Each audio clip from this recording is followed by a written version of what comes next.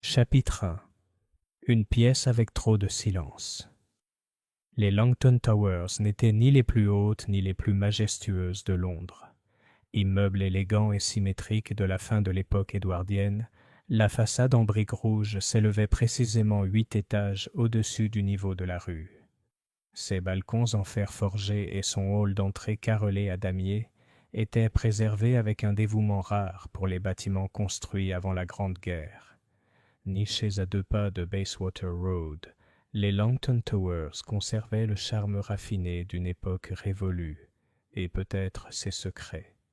C'est par un mardi pluvieux du début novembre qu'Hercule Poirot se retrouva sous l'Arche de Pierre, ajustant ses gants immaculés tout en examinant le bâtiment avec un mélange de curiosité et de calcul. Le portier, un homme grisonnant à la posture raide et à l'air ennuyé, lui adressa un signe de tête poli, mais ne lui offrit aucun signe de bienvenue. Poirot n'avait pas été invité. Il était venu, comme souvent, parce que quelque chose, quelque part, lui avait murmuré une intuition. Il entra dans le hall d'un geste délicat, ses chaussures vernies claquant légèrement sur le carrelage géométrique. Un portail en laiton s'ouvrit à sa droite, et une femme en manteau bordeaux en sortit, serrant contre elle un petit chien aux pattes tremblantes. « Quel temps exécrable !» murmura-t-elle au concierge. « J'ai dû essuyer Bunty 3 fois ce matin. » Poirot sourit faiblement à ce nom, puis la dépassa sans l'interrompre. Le concierge, un homme mince au regard soupçonneux et aux doigts tachés de nicotine, se redressa à l'approche de Poirot. « Oui, monsieur ?» commença doucement l'inspecteur. « Je recherche une certaine dame qui habite au dernier étage, Madame Lydia Welbourne. Pourriez-vous confirmer qu'elle habite toujours ici ?» La concierge hocha lentement la tête. « Appartement 8C. Elle n'est pas descendue aujourd'hui. Elle est plutôt discrète. Veuve, vous savez. » « Ah, » dit Poirot, « c'est ce que j'ai entendu dire. C'est curieux, monsieur, que l'étage au-dessus de tous les autres soit souvent le plus calme. »« Un peu trop calme, » dit le concierge après une pause en jetant un coup d'œil à l'ascenseur. « Pardon, mais vous êtes de la police ?» Poirot s'inclina légèrement. « Je suis Hercule Poirot. Vous connaissez peut-être ce nom. » L'homme cligna des yeux, puis émit un petit grognement de reconnaissance. L'inspecteur. Enfin, s'il s'est passé quelque chose, non pas que je le dise, mais Madame Welbourne, elle n'est pas dans son élément ces derniers temps. Elle s'est parlé à elle-même dans l'ascenseur la semaine dernière, et son étrange frère... Frère ? L'intérêt de Poirot s'aiguisa. Il arrive seulement tard.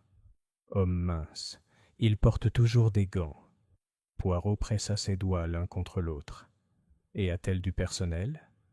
Une gouvernante ? Une femme de ménage ? Je n'en ai vu aucun le mois dernier. Il y a une femme de ménage qui passe le jeudi. On est mardi aujourd'hui. En effet, dit Poirot. Alors je prendrai l'ascenseur si cela ne vous dérange pas. La porte s'élevait lentement, grinçant de protestation à chaque étage. Poirot examina les boutons en laiton et les murs en miroir, son regard se portant sur la petite étiquette sous le bouton indiquant le niveau supérieur. 8e étage. Appartement privé. Silence après 21 heures, s'il vous plaît. À 8 degrés Celsius, le couloir était plus étroit, la moquette plus épaisse. Poirot s'arrêta devant la porte. Un petit heurtoir en laiton en forme de lys restait intact. Il frappa une fois. Silence. Il a essayé à nouveau, plus fort. Toujours rien. Poirot fronça les sourcils. Il se pencha légèrement, pressant son oreille contre la porte. Puis, un bruit ténu. Pas un pas, pas une voix. Un tic-tac doux, irrégulier, comme une horloge qui aurait commencé à oublier le temps. Il fit un pas en arrière et frappa à la porte adjacente, la 8B. Au bout d'un moment, elle s'entr'ouvrit. Une femme d'une 60aine d'années jeta un coup d'œil. Ses cheveux étaient tirés en chignon serré et elle portait un châle vert forêt. « Oui, madame, » dit Poirot avec un hochement de tête. « Toutes mes excuses. Je sollicite l'attention de votre voisine, Madame Lydia Welbourne. » Elle ne répond pas. « Puis-je vous demander quand l'avez-vous vue pour la dernière fois ?» La femme hésita. Je suppose, dimanche. Elle prend ses repas à la maison. Je l'ai entendu tousser tard ce soir-là. Une toux vraiment horrible. J'ai dit à l'immeuble qu'il devrait aller la voir, mais... Elle jeta un coup d'œil au couloir, comme si elle s'attendait à une réprimande. Ce n'est pas mon rôle. Et pourtant, tu l'entends? À travers le mur? Ses yeux se plissèrent. Seulement quand elle pleure. Ou parle. Et le gramophone. Poirot pencha la tête. Le gramophone? Elle passe des disques. Toujours le même. Du Brahms, je crois. Mais ça a arrêté hier. Je suppose que je m'y suis habitué. Poirot hocha lentement la tête. Merci, madame. Vous m'avez été d'une grande aide. D'un geste théâtral, il sortit de son manteau un bel outil en argent. Le glissant entre la serrure et le chambranle de la porte de 8C, il le tourna avec précaution. Pas assez pour l'endommager, juste pour le tester. À sa grande surprise, la porte céda facilement. À l'intérieur, l'appartement était sombre. D'épais rideaux occultaient la lumière tamisée. L'air sentait légèrement la poussière et quelque chose de plus âcre. Les pas de Poirot étaient presque silencieux sur les tapis coûteux. Il traversa le salon. Meubles en velours, livres d'art, un vase de chrysanthèmes fanés. Puis il entra dans le salon. Elle était assise là, Lydia Welbourne, toujours debout et terriblement mort. Elle était assise sur une chaise en bois sculpté, le dos droit, les mains jointes sur ses genoux, comme si elle attendait de la compagnie.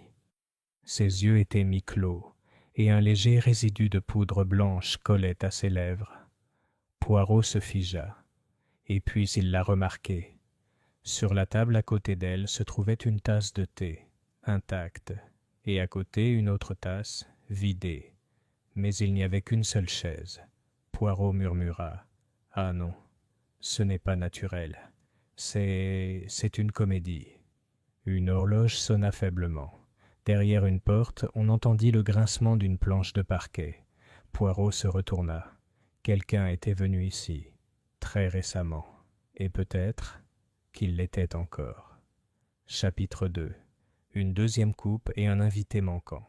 Poirot se tenait immobile dans le salon de l'appartement 8C, son regard parcourant la scène avec une précision qu'aucun appareil photo ne pouvait égaler. La défunte Madame Lydia Welbourne, dont le corps était anormalement posé, offrait un tableau qui suscitait trop de questions sans apporter de réponse.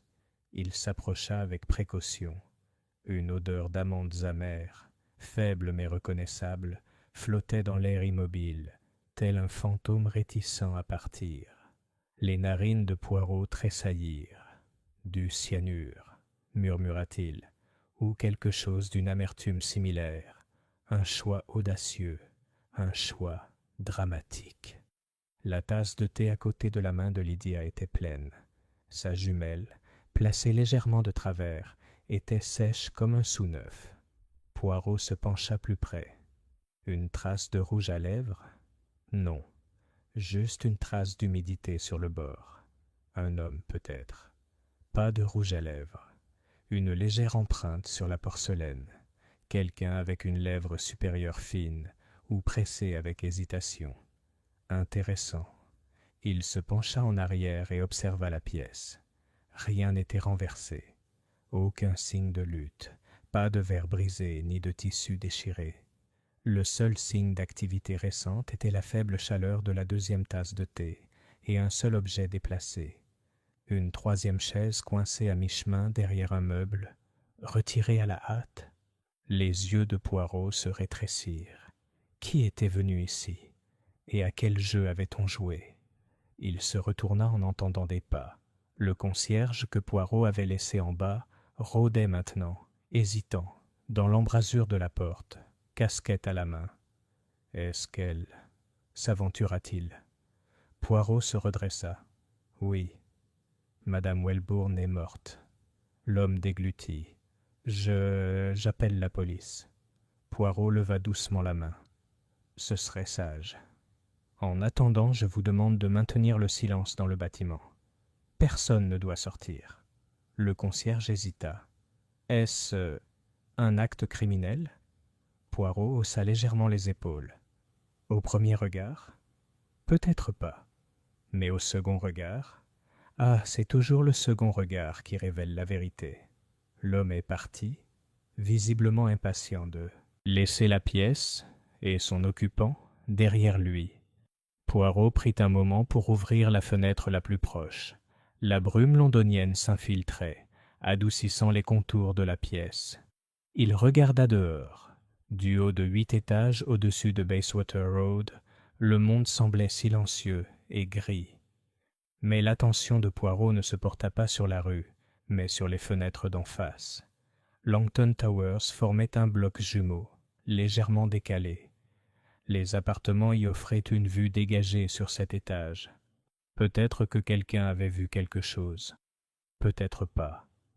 Poirot retourna à l'appartement. Il ouvrit le bureau près de la fenêtre et en examina le contenu. Des lettres soigneusement empilées, des relevés bancaires, une photo de Lydia et d'un homme, probablement son défunt mari, debout à côté d'un grand piano dans ce qui ressemblait à une véranda. Le visage de l'homme exprimait une belle distance. Son expression, en revanche, était méfiante. Sur ses gardes. Il trouva une deuxième photo dans le tiroir du haut. Lydia et un autre homme, maigres et sévères, au bord d'un quai de gare. Ce devait être le frère dont le concierge avait parlé. Poirot retourna la photo. Écrit d'une écriture féminine et bouclée, Richard, Douvres, 1937. L'encre était décolorée, mais lisible. Poirot remit la photo à sa place et se dirigea vers le petit secrétaire près de la cheminée. Un agenda était ouvert, les inscriptions précises et nettes. Sous la date du jour, mardi 15h30, MEH. Et en dessous de ça, thé à 4h. Demandez des nouvelles de Florence. Florence? Il parcourut les entrées précédentes. Lundi, pas de visiteurs. Dimanche, simplement. Appeler un avocat. Samedi, déjeuner annulé avec Estelle. Pas de nom de famille, uniquement des initiales. Poirot ferma le livre avec un léger claquement. MH, un invité. Probablement la personne assise ici. Et peut-être celle qui a bu. Poirot se dirigea vers la petite cuisine donnant sur le couloir. Elle était impeccable. La théière était encore chaude, le sucre intact, mais 2 cuillères séchaient dans l'évier en porcelaine, et une troisième sur un torchon à proximité. 3 tasses, 3 cuillères, mais seulement 2 d'entre eux furent déployés. Poirot rentra dans le salon, son esprit tournant à présent en rond. Des possibilités se formaient, des contradictions clignotaient comme des étoiles. Un coup frappé à la porte ouverte de l'appartement interrompit ses pensées. « Ah, c'est sûrement vous qui avez appelé. » L'inspecteur Georges Cray se tenait là, son manteau encore humide, retirant ses gants avec une expression mi-souciante, mi-fatigue. Homme nerveux, aux pommettes saillantes et aux yeux humides, Cray avait déjà eu affaire à Poirot, et s'en souvenait. « Monsieur Poirot, dit-il, les lèvres pincées, on m'a dit que vous étiez déjà là. Par la volonté du destin, ou peut-être par une raison plus subtile, répondit Poirot d'un ton léger. J'avais des affaires dans le coin. Une affaire impliquant un cadavre? Poirot fit un geste vers l'intérieur. Puis-je vous offrir une vue? Cray entra, observant immédiatement le corps, le service à thé et l'absence de détresse dans la scène. Il s'accroupit devant la chaise de Lydia, les sourcils froncés. « Eh bien, dit-il après un moment, je dirais un empoisonnement, peut-être volontaire. »« C'est possible, » répéta Poirot. Cray se tourna vers lui. « Et tu es là parce que... » Poirot sourit. « Parce que quelque chose dans le calme de ce bâtiment me troublait, et maintenant quelque chose dans cette scène me trouble encore plus. » Cray se leva. « Tu penses que c'est un meurtre ? » ?»« Je crois, » dit Poirot. Que quelqu'un est venu prendre le thé, mais n'avait pas l'intention d'en boire. Je crois que cette personne n'a laissé aucune trace. Et pourtant sa présence persiste. Cray se dirigea vers le bureau et feuilleta le carnet de rendez-vous que Poirot avait déjà examiné. Il fronça les sourcils. M.H. Oui. Tu crois que c'est lui qui est venu? Je crois que oui, mais je me demande si M. H représente un nom, ou peut-être une profession. Cray leva les yeux. Florence? Poirot croisa les bras. Un mystère aussi. Un lieu? Une femme? Un souvenir? La question est, qu'est-ce qui pourrait bien pousser une veuve à apposer ce mot à côté de T, avec quelqu'un dont elle n'a marqué l'identité que de ses initiales? Cray hocha la tête. On va commencer par les habitués, les résidents de l'immeuble, le personnel, les voisins. Poirot leva la main. Et si je puis me permettre, une suggestion? Continue. Il y a une femme au 8B, mademoiselle Hartley. Elle en a peut-être entendu plus qu'elle ne l'avoue. Et il jeta un nouveau coup d'œil à la chaise derrière le placard. Il y en avait 3 ici. J'en suis certain. Cray se tourna vers lui. Une 3e personne? Oui. Et c'est bien là, mon ami, la personne que tout ce dispositif visait à cacher. Chapitre 3. La femme en 8. B. L'inspecteur George Cray n'était pas un homme doué d'intuition. Il accordait bien plus de confiance à l'encre, aux empreintes digitales et aux témoignages oculaires qu'à un détective belge à la moustache cirée et au penchant pour les fauteuils. Pourtant, la réputation de Poirot le précédait comme un héros, et c'est pourquoi, sans opposer la moindre résistance, Cray accéda à sa requête. « J'enverrai quelqu'un chercher mademoiselle Hartley, » dit Cray. « Nous lui parlerons ici. »« Merci, inspecteur, » dit Poirot en époussetant la poussière invisible de son revers de veste. « Je préfère entendre un témoin à l'endroit même où il a pu entendre, ou voir. » Cray envoya un agent de police, un jeune homme aux joues roses et à la posture raide, frapper à la porte de l'appartement voisin. Mademoiselle Evelyn Hartley, bien que surprise, accepta de venir. Elle entra avec une vivacité qui trahissait sa nervosité. Vêtue d'une robe de chambre mauve pâle et de pantoufles à talons bas, elle serrait un carnet relié en cuir dans une main et détournait ostensiblement les yeux de la silhouette assise sur la chaise. « Je ne veux pas regarder, » dit-elle doucement. « J'ai su qu'elle était décédée dès que j'ai entendu ce silence. »« Le silence, madame ?» demanda Poirot en lui faisant signe de s'asseoir. « Oui. Il y a toujours du bruit dans un bâtiment comme celui-ci. Les canalisations, la pression de l'eau, le bourdonnement de la radio du voisin. Mais hier, elle déglutit. C'était trop calme. Hier, répéta Cray. Vous pensez donc que madame Welbourne est morte? Oui. Elle jeta un coup d'œil vers le couloir. Je l'ai remarqué vers 16 heures. Je revenais de l'épicerie. Elle jouait généralement son gramophone à cette heure-là. Toujours le même disque. Brahms. Je pouvais fredonner tout le premier mouvement par cœur. Poirot se pencha en avant. Et hier, pas de musique, pas de bruit de pas, juste le craquement du chariot à thé. Elle le sortait toujours du salon vers 16 heures. Une habitude étrange. Elle ne laissait pas la femme de ménage du jeudi toucher à ses thés. « Tu as entendu le chariot ?» demanda Cray. « Je l'ai fait. »« Et les voix ?» Mademoiselle Hartley leva les yeux. « Oui. 2. Un homme et une femme. Ils parlaient bas, mais avec acuité. J'ai reconnu une voix, bien sûr, celle de Lydia. L'autre, je n'en suis pas sûr. Masculine, sèche, mais pas celle de son frère. » Poirot haussa un sourcil. « Vous connaissez le frère ? » ?»« Seulement par le son, » dit-elle sèchement. « Il a l'atout du fumeur et l'arrogance d'un fumeur.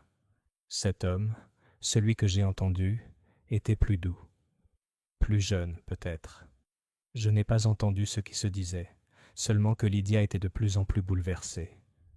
Puis, la musique a repris pendant un court instant. Puis le silence. Cray griffonna un mot. « As-tu entendu quelqu'un partir ?» Elle hésita. Pas directement. Mais j'ai cru entendre l'ascenseur fonctionner. Vers 17 heures. Je ne regardais pas le couloir. Le regard de Poirot s'aiguisa. Aurait-il été possible que quelqu'un sorte par l'escalier de service? Il y a un tel escalier, confirma-t-elle, mais il est rarement utilisé. Il donne directement sur la ruelle derrière le bâtiment. Les femmes de ménage l'empruntent. Les artisans. Mais je n'ai jamais vu un client l'emprunter. Merci, mademoiselle, dit Poirot. Vous avez l'oreille d'un pianiste. Mademoiselle Hartley cligna des yeux. J'en étais une autrefois. Bien sûr, dit doucement Poirot. On n'oublie jamais la nuance du ton. Vous dites que cet homme était plus doux, maîtrisé. Elle hocha la tête. Pas cruel, mais froid. Cray ferma son carnet. Mademoiselle Hartley, vous nous avez été d'une grande aide. Nous aurons peut-être besoin de vous recontacter. Mademoiselle Hartley se leva. Si je peux me permettre, messieurs, je n'ai jamais cru qu'elle était heureuse, plus depuis la mort de son mari. Elle semblait alerte au danger, comme certaines femmes après des années de déception. Poirot bowed his head. À keen observation. Bonne journée, mademoiselle. Elle est partie sans un mot de plus. Cray soupira. Nous avons donc maintenant une heure de décès possible. Vers 16 heures d'hier. 2 voix. Un homme étrange. Et aucun signe d'effraction. Poirot se tourna vers le manteau de la cheminée, où se trouvait une horloge, dorée, délicate, mais poussiéreuse.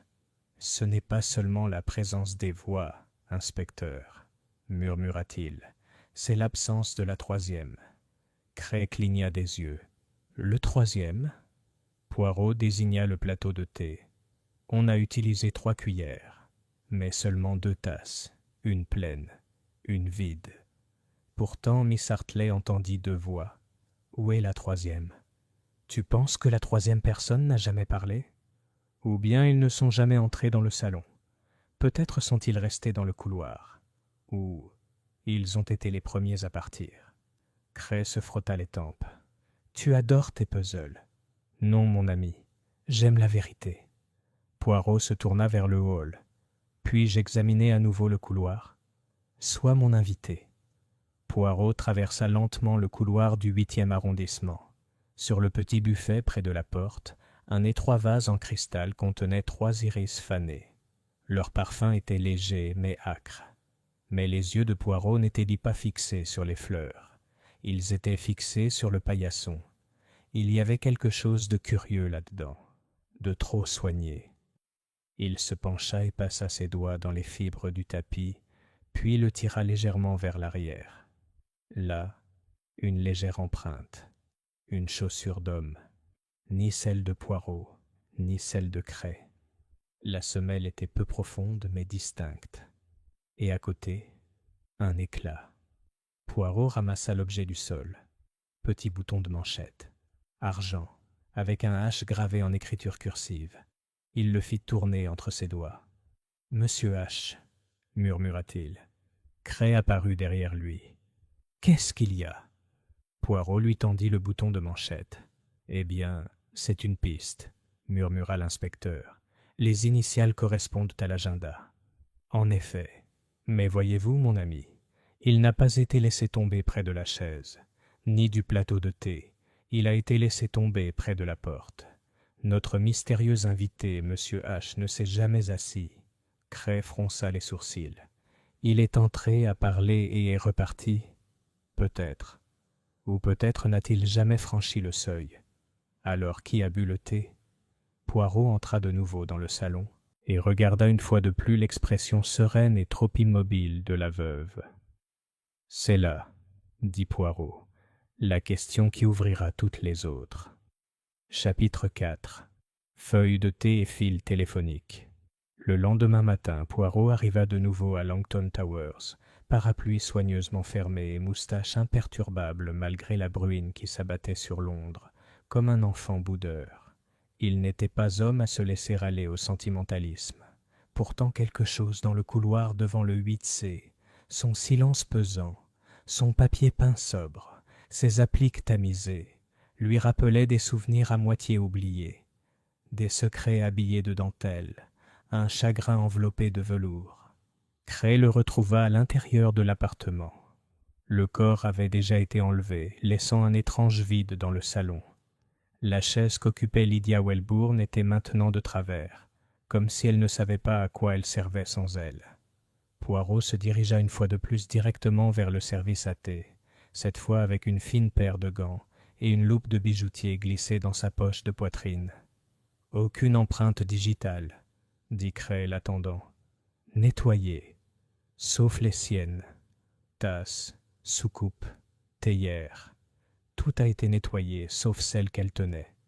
Poirot hocha la tête sans surprise. Et la deuxième tasse? Trace d'ADN masculin. Rien dans le système pour l'instant. On analyse. Un signe de ce qu'il y avait dedans? Juste du thé noir. Poirot s'accroupit à hauteur des yeux du petit service en porcelaine, laissant la lumière éclairer sa surface. « Inspecteur, voyez-vous ce que je vois ?» Cray plissa les yeux. « Je vois de la porcelaine de luxe. »« Ah, mais le placement !» dit Poirot. « Remarquez que les deux tasses sont du même côté du plateau. La pleine est plus proche du bord. Cette tasse, il désigna celle qui avait été vidée, a été posée avec précision, centrée, main sûre, sans panique, sans drogue. Quelqu'un a bu puis a posé la tasse. Après, Lydia était morte. » Cray haussa un sourcil. « Tu crois que le tueur était resté boire son thé ?»« Je crois, » dit doucement Poirot, « que le thé était le dernier acte d'une représentation, et toute représentation a besoin d'un public. » Cray croisa les bras. « Tu ne me facilites pas les choses. » Poirot tapota le bord de la tasse. « Un meurtre n'est jamais facile, mon ami, même quand il paraît poli. » Ils pénétrèrent dans le couloir, où Poirot examina à nouveau le buffet.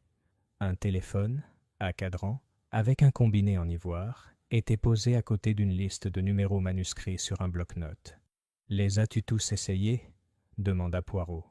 Cray hocha la tête. « La plupart sont des boutiques, des épiciers, des modistes et une femme nommée Estelle Kingsley. On la retrouve. » Poirot examina le bloc-notes.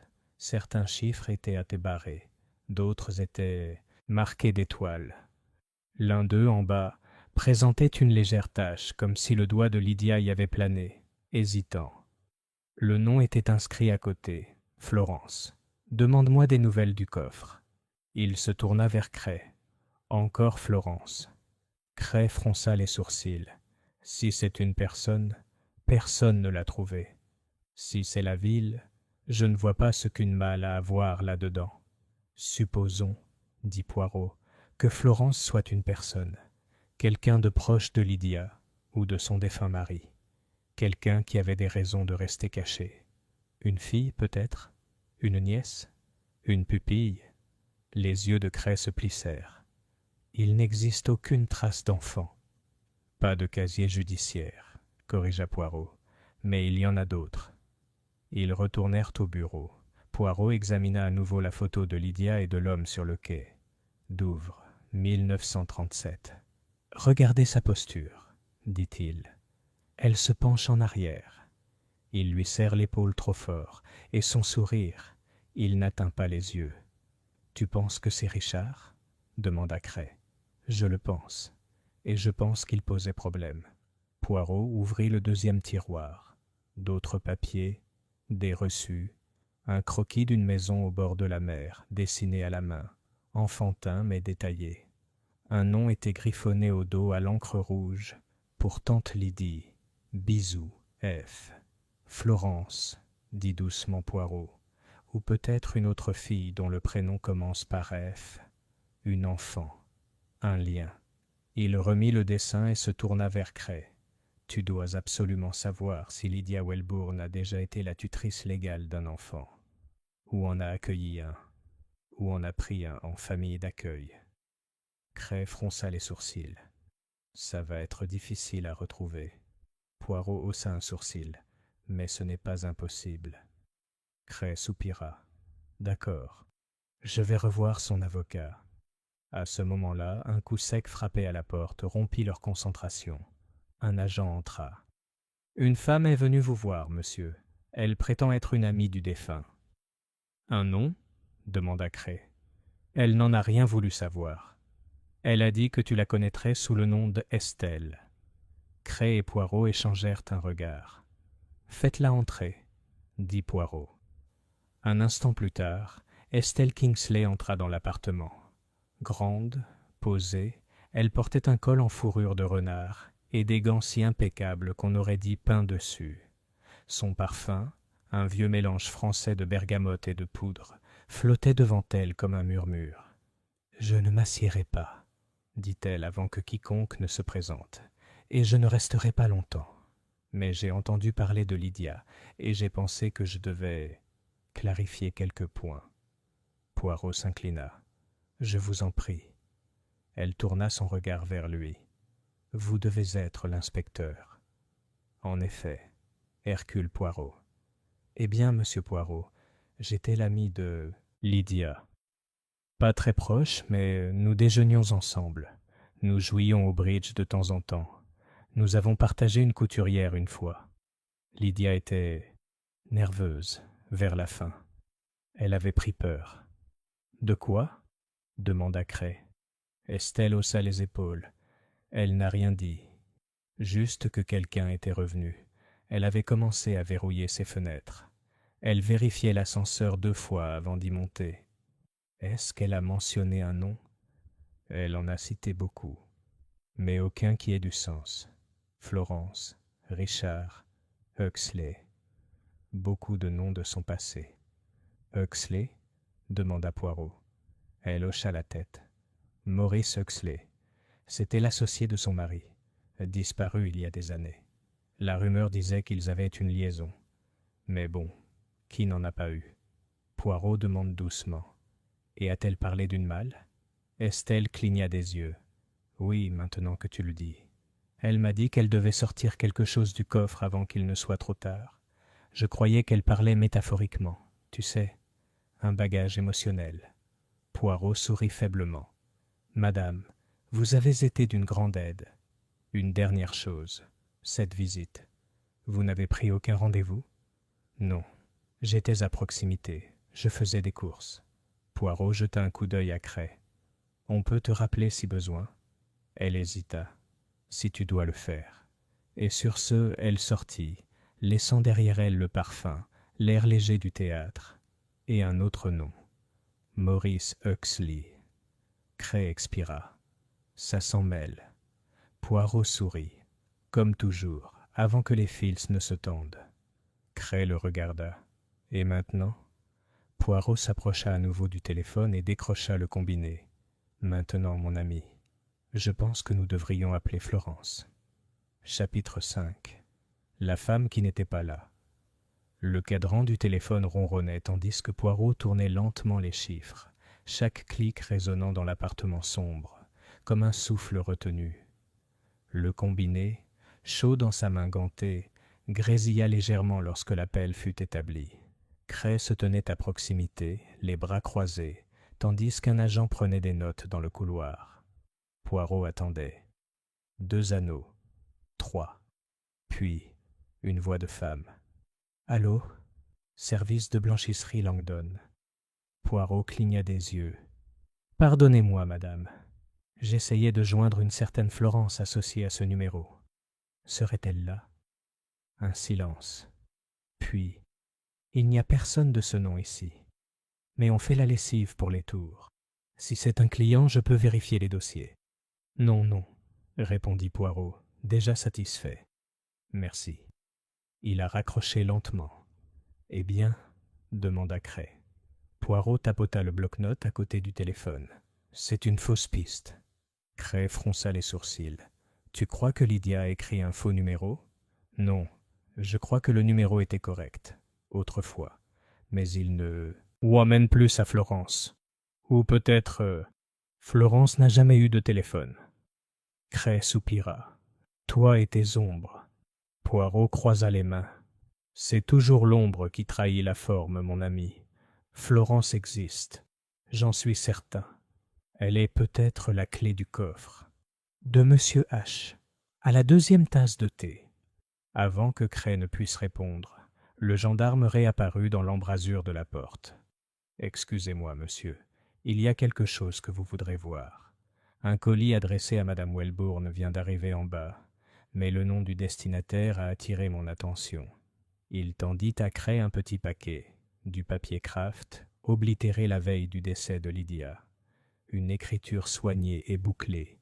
Cray a lu à haute voix. « De Florence Huxley, Bristol. » Les yeux de Poirot brillèrent d'un vif intérêt. « Huxley ?»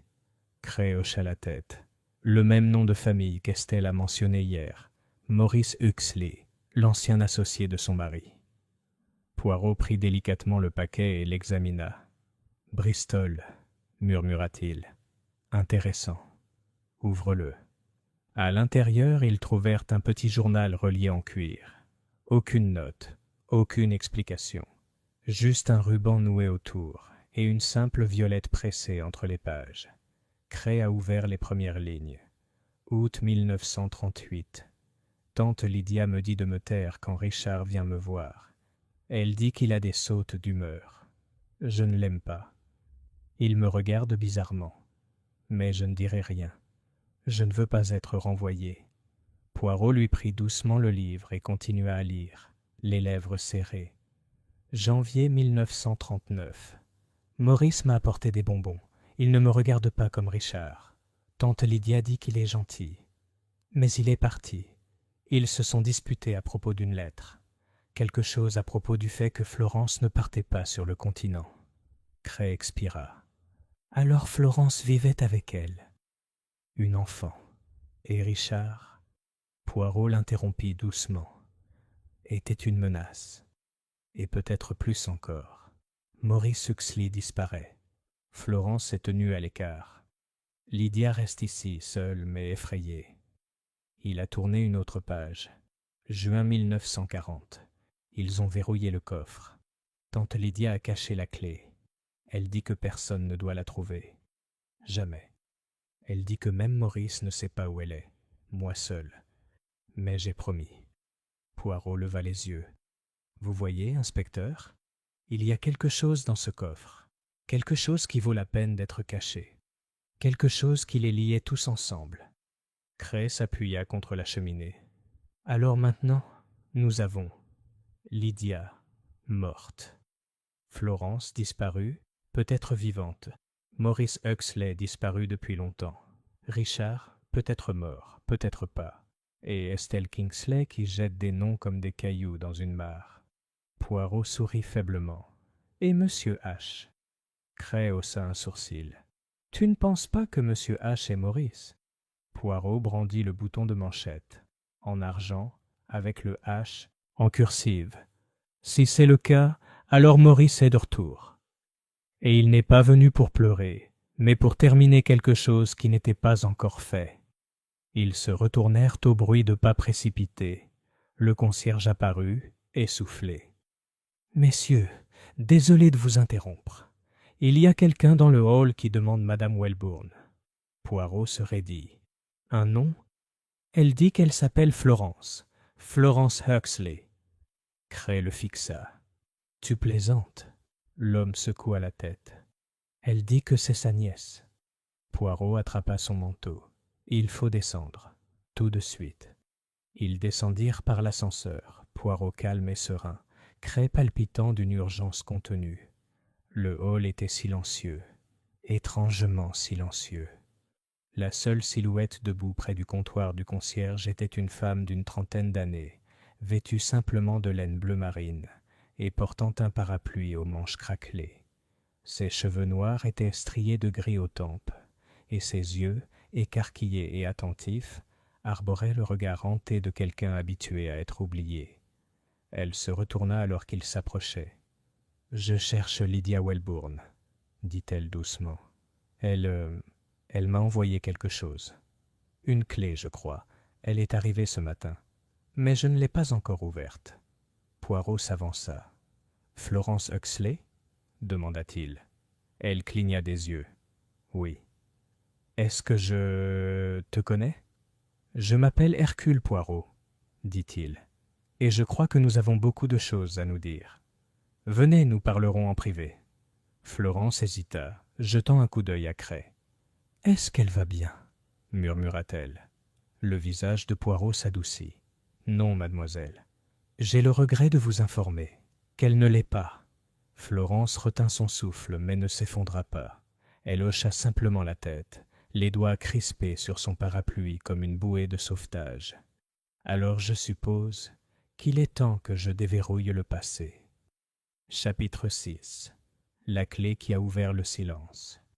Florence Huxley était assise au bord du canapé du salon, comme une habituée des perchoirs, jamais complètement assise, jamais vraiment bienvenue. Son manteau bleu marine était encore humide aux épaules, et son parapluie posé près de la cheminée dégoulinait légèrement sur le tapis. Elle promenait son regard autour d'elle, comme si elle revivait un rêve qui l'avait autrefois terrifiée.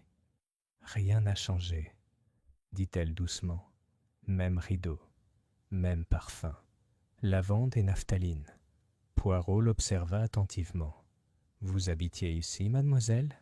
Elle hocha la tête. « Enfant, de 1936 à fin 1940, je crois. Les années sont floues. Tante Lydia ne me laissait pas tenir de calendrier. »« Et tes parents ?»« Disparus. Je ne les ai jamais connus. Tante Lydia était tout et rien. Elle m'a habillée, instruite, mais les doigts de Florence se resserrèrent. Elle me cachait, comme un secret coupable. » L'inspecteur Cray, debout près du manteau, demanda doucement. « Savez-vous pourquoi ?» Elle secoua la tête. « Non, seulement que Richard me détestait et qu'elle le craignait. »« Ton oncle ?» demanda Poirot. « Pas par le sang, par la loi. C'était le frère de Lydia, oui, mais il y avait quelque chose d'anormal dans sa façon de me surveiller. Je me souviens de Maurice Huxley qui l'avait mis en garde. Je me souviens de Maurice qui avait crié un soir. Puis il avait disparu. » Poirot entrelaça ses doigts. « Et la malle, mademoiselle, savez-vous où elle est ?» Florence hocha lentement la tête. « Il est dans la réserve, au bout du couloir des domestiques, derrière l'armoire à linge. Tante Lydia le gardait cadenassé. Elle m'avait dit de ne jamais en parler. Mais une semaine avant mon départ, elle m'a tendu une petite enveloppe. Elle disait « Un jour, si quelque chose arrive, tu devras te rappeler qui tu es. » Elle fouilla dans son sac à main et en sortit l'enveloppe. Une minuscule clé en laiton glissa dans sa paume, son anneau orné d'une fleur de lys. Poirot le prit avec douceur. « Est-ce que vous me le permettriez ?» Les yeux de Florence croisèrent les siens, fixes. « Oui. » Ils traversèrent l'appartement en groupe et s'engagèrent dans le couloir du fond. L'air se renforçait tandis qu'ils descendaient un étroit escalier de service, les murs nus, la moquette usée. Au bout, ils atteignirent une porte en bois peinte en blanc, autrefois élégante, aujourd'hui gonflée par le temps. Poirot la déverrouillait. La pièce intérieure n'était pas plus grande qu'un placard. Des cartons de vieux rideaux, des valises, de la vaisselle cassée, et là, sous une courte pointe défraîchie, se trouvait une lourde malle aux coins en fer. Cray la tirait vers la lumière. Poirot inséra la clé. Avec un léger clic, la serrure céda. Le couvercle s'ouvrit lentement, les charnières grinçant comme quelque chose qui se réveille après des années de sommeil. À l'intérieur se trouvait une série de folios en cuir, une boîte à musique pour enfants et un ensemble de lettres reliées par un ruban de velours. Sous ces folios, enveloppé dans un châle de soie noire, se trouvait un petit document encadré et une enveloppe portant la mention suivante. À ouvrir en cas de décès. Poirot retira l'enveloppe et jeta un coup d'œil à Cray, qui hocha la tête. Il la lut à haute voix. « À quiconque trouve ceci, si je m'en vais, alors la vérité doit éclater. Florence Huxley n'est pas ma nièce. C'est ma fille. Conçue à une époque que j'ai longtemps regrettée, avec un homme que j'ai longtemps craint. Richard. C'était mon frère, oui, mais il était plus que ça. De la même manière qu'un loup est plus qu'une ombre dans l'obscurité. Il me contrôlait. Lorsqu'il a découvert que j'étais enceinte, il a insisté pour que je donne Florence. J'ai refusé. Maurice m'a protégée, jusqu'à ce qu'il ne puisse plus. Si vous lisez ceci, c'est que Richard est de retour, ou qu'il a trouvé le moyen de me faire taire une fois de plus. Mais Florence doit le savoir. Elle n'est pas la honte de cette maison. Elle est la vérité. Lydia Welbourne. Le silence suivit la lecture. Florence était pâle et immobile. Sa bouche tremblait, mais elle ne parlait pas. Poirot posa la lettre. « Mon Dieu, dit-il doucement, quelle souffrance cette femme a endurée. » Cray prit le deuxième document, un certificat de naissance. daté d'avril 1936. Mère, Lydia Welbourne. Père, laissé en blanc. Il le fixa du regard. Et c'était ça, le secret. Poirot parlait à voix basse. Un enfant à l'abri du scandale. Un protecteur disparu. Un frère aux motivations plus profondes que l'héritage.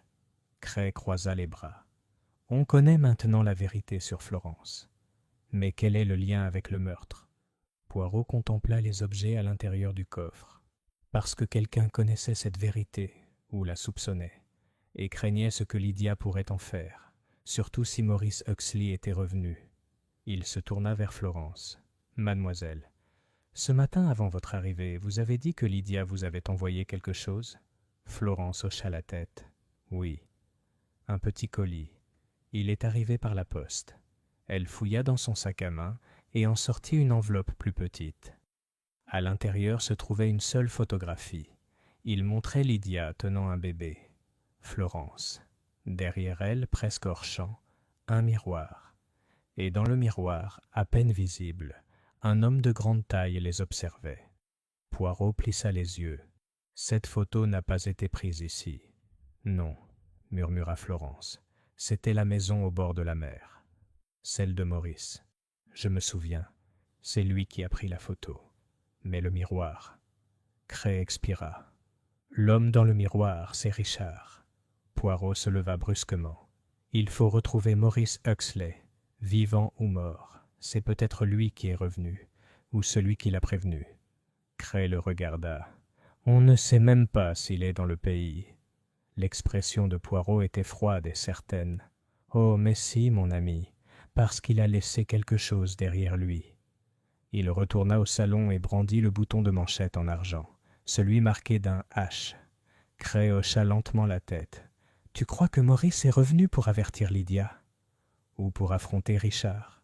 Poirot sourit faiblement. « Je crois qu'il était revenu pour Florence. » Les yeux de Florence s'écarquillèrent. « Mais je ne l'ai pas vu depuis des années. » Le regard de Poirot se plissa. « Alors, mademoiselle, il est peut-être temps que vous le fassiez. » Chapitre 7.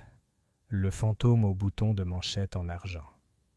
Florence Huxley s'assit de nouveau dans le salon, l'acte de naissance plié tremblant faiblement sur ses genoux. Cray se tenait près de la fenêtre, scrutant les silhouettes grises des toits de Londres, tandis que Poirot rôdait près de la cheminée, les doigts serrés, l'esprit en mouvement tel un joaillier examinant les facettes d'un diamant. Personne n'a parlé pendant un certain temps. Puis Poirot demanda « Mademoiselle Florence, quand vous étiez enfant, Maurice Huxley vous a-t-il jamais écrit ?» Florence leva les yeux, surprise. « Non, il a disparu après l'hiver 1940. Je m'en souviens parce qu'il a neigé à Londres cette année-là. Tante Lydia a pleuré pendant des heures. Elle ne m'a jamais raconté ce qui s'était passé. » Poirot hocha la tête. « Il a peut-être écrit à Lydia, alors. Et s'il est revenu récemment, c'est sans doute parce que quelque chose a changé. Peut-être l'a-t-elle fait venir. » Cray se détourna de la fenêtre. « Nous avons déjà demandé à la poste de vérifier le courrier sortant. Cela pourrait prendre des jours. » Poirot sourit faiblement. « Mais si je puis me permettre, inspecteur, pendant que Scotland Yard attend la bureaucratie, Hercule Poirot se déplace avec agilité. » Cray leva les yeux au ciel. « Tu as une théorie, n'est-ce pas ?» Poirot fit un geste vers le bureau d'écriture dans un coin. « J'ai un instinct. » Lydia Welbourne était une femme méticuleuse. On le voit dans ses registres, son agenda, son service à thé impeccablement agencé. Elle n'aurait pas laissé une confession aussi définitive sans avoir d'abord créé les conditions pour qu'elle soit découverte au bon moment. Cray le suivit jusqu'au bureau, tandis que Florence restait figée sur le canapé, le visage pâle. Poirot commença à ouvrir les tiroirs, d'abord les plus évidents, garnis de papeterie et de vieilles lunettes, puis des compartiments plus petits où étaient de cachés des effets personnels. Un mouchoir monogrammé, LW, une bouteille d'huile de lavande, et enfin, au fond du tiroir le plus bas, un fin livre relié en cuir vert délavé. Poirot l'ouvrit. À l'intérieur se trouvaient plusieurs lettres, coincées entre les pages comme des feuilles mortes. Toutes étaient signées de la même façon. M.H. Il a lu à haute voix un extrait de celui daté de 3 mois auparavant. Très chère Lydia, je n'écris pas pour obtenir le pardon, mais pour la vérité. La jeune fille, Florence, n'est pas en sécurité tant qu'il est en vie. Je sais que Richard est revenu. Je l'ai vu devant la gare la semaine dernière. Il ne m'a pas vu, mais je crains qu'il ne vienne bientôt te chercher. Si c'est le cas, tu dois tout dire à Florence. Le temps du silence est révolu. Si je peux, je viendrai. Mais je ne suis plus l'homme que j'étais. Si je n'arrive pas à temps, laisse-lui quelque chose en laquelle elle croira, et quelque chose qu'elle pourra porter. Toujours à toi, Maurice Cray murmura un juron. Alors il était vivant, et à proximité. Et peut-être, dit Poirot, est-il arrivé à temps. Mais pas assez tôt. Florence se leva, la voix basse mais claire. Alors tu penses que Richard l'a tué? Poirot se tourna vers elle. Je pense que Lydia savait qu'elle ne pourrait pas l'empêcher éternellement. Elle espérait que Maurice l'arrêterait. Mais sinon, elle s'est arrangée pour que tu découvres la vérité par toi-même. Il tapota la lettre. C'est une femme qui prépare sa fille non pas à la réconciliation, mais à la survie. Cray fronça les sourcils. Voici donc la chronologie. Maurice voit Richard à Londres. Il écrit à Lydia. Elle lui répond. Peut-être lui envoie-t-elle l'acte de naissance, peut-être pas. Maurice arrive à Langton Towers, et quelqu'un, lui ou Richard, entre dans cet appartement mardi. L'un boit du thé, l'autre non. Lydia meurt. Mais pourquoi aucune lutte? Poirot réfléchit. Parce qu'elle les a accueillis avec plaisir. Elle les attendait. Et quoi qu'il arrive, ce n'était pas une surprise. Florence reprit la parole. « Il y a quelque chose que je ne t'ai pas dit. » Les deux hommes se tournèrent vers elle. « Je crois avoir vu Maurice. Hier. » Poirot haussa les sourcils. « Hier ?» Elle hocha la tête. « Je suis arrivé de Bristol en train. Paddington. En sortant de la gare, un homme m'a frôlé. Grands cheveux gris, long manteau. Il avait l'air, je ne sais pas, surpris. Il m'a regardé comme s'il me connaissait, puis s'est détourné. « Serait-ce ton imagination ?» demanda Cray. « Je le pensais. Jusqu'à maintenant. » Poirot s'avança. « Mademoiselle, ceci est important. Pourriez-vous le décrire ?» Elle essaya. Il avait une cicatrice. Juste là. Elle toucha sa tempe. Un peu faible. Mais je m'en souvenais. De quand j'étais petite. Il disait que ça venait d'un match de cricket. Je n'ai jamais su si c'était vrai. Cray hocha la tête. On peut s'en servir. Il n'existe aucune trace de Maurice Huxley après 1940, mais s'il réapparaissait... Poirot intervint. Alors, il faut le retrouver avant que quelqu'un d'autre ne le fasse. Il se tourna vers le journal de bord du concierge, toujours ouvert sur la table du hall. « Regardez, » dit-il. Mardi, 3 visiteurs se sont enregistrés entre 15h et 16h30. Une certaine Estelle Kingsley. Une entrée avec seulement des initiales. M.H. à 15h32. Et une autre non signée à 15h56. Cray cligna des yeux. Alors, le visiteur anonyme s'en est pris à Maurice? Ou après que quelqu'un posait « Je suis Maurice. » Mais je crois, dit doucement Poirot, que nous commençons à entrevoir la silhouette de l'ombre. Le véritable visiteur n'a jamais signé. Florence leva les yeux. Alors qui l'a fait? Poirot ferma le livre et redressa ses manchettes. Voilà, mademoiselle, ce que nous devons découvrir maintenant. Mais je crois que quelqu'un portait un nom qui n'était pas le sien. Quelqu'un buvait du thé qu'il n'avait pas versé. Et quelqu'un s'assit à cette table, non pas pour pleurer, mais pour garder le silence. Cray fronça les sourcils. « Alors, quelle est ta prochaine étape ?» Les yeux de Poirot brillaient. « Je trouve Maurice Huxley. » Cray haussa un sourcil. « Et comment vas-tu faire ça ?» Poirot sourit. « Ah, mon ami, je fais comme toujours. Je pose les bonnes questions. » Il tapota doucement le bouton de manchette sur la cheminée. « Et je commence par ceci. » Chapitre 8. Une visite chez le tailleur. Le lendemain matin, Hercule Poirot se trouvait dans un endroit plutôt inhabituel pour un homme aussi raffiné. Une ruelle étroite et détrempée par la pluie, près de Saville Row, niché derrière un bureau de tabac, et face à un cordonnier au volet fermé. Il s'arrêta devant une modeste boutique, arborant une enseigne ovale en laiton, sur laquelle était écrit « James McAdler, tailleur pour homme, établi en 1900 de Poirot, ajusta ses gants et entra. » Une cloche tinta au-dessus de sa tête lorsqu'il entra dans la petite boutique, qui sentait la laine, l'huile de cèdre et le thym.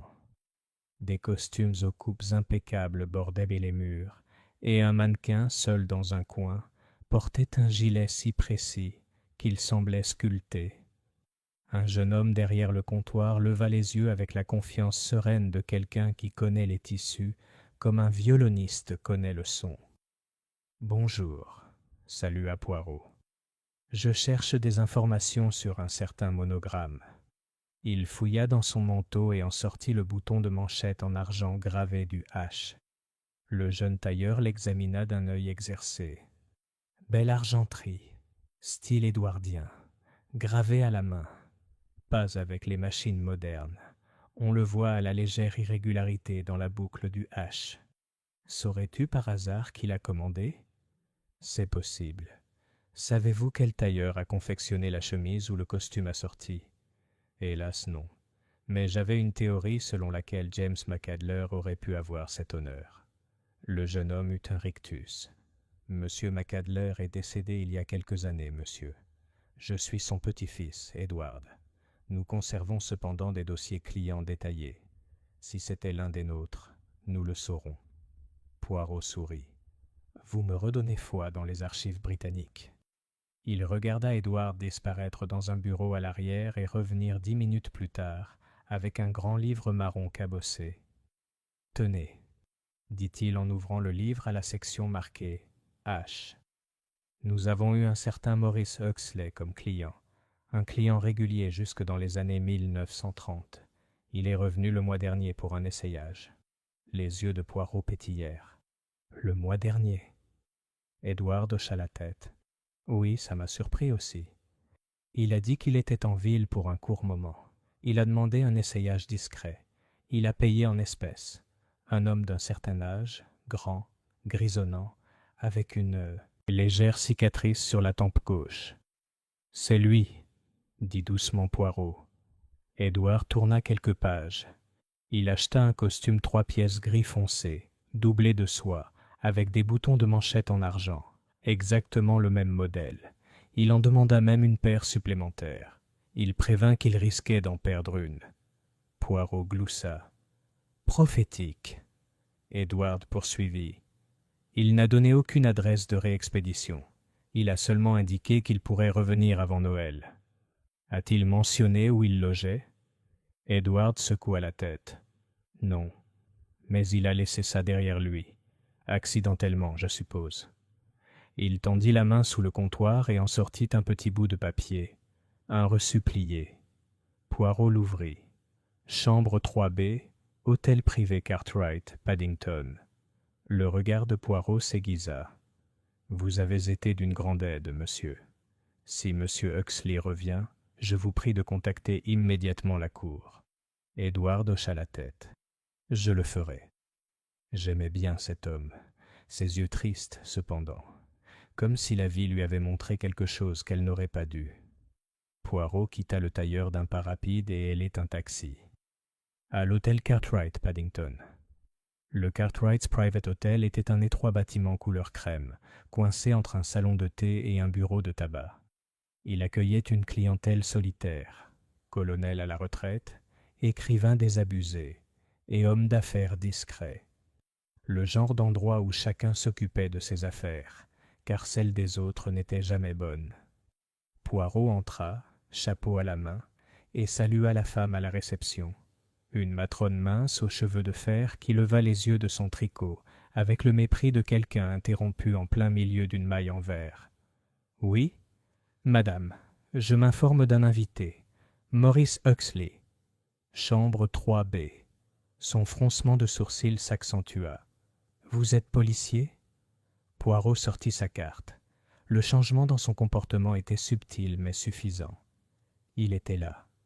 Arrivé il y a 2 semaines. Homme discret. Poli. Payé en espèces.